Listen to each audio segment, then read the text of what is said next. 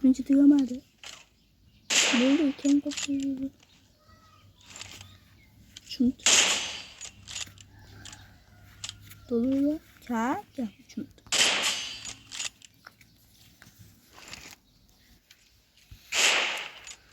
Sizde 60 ile 60 metre gidiyoruz.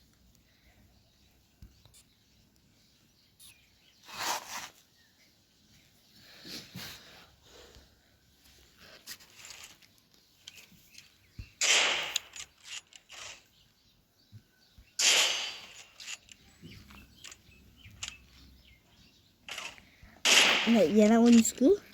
Usiandem chito.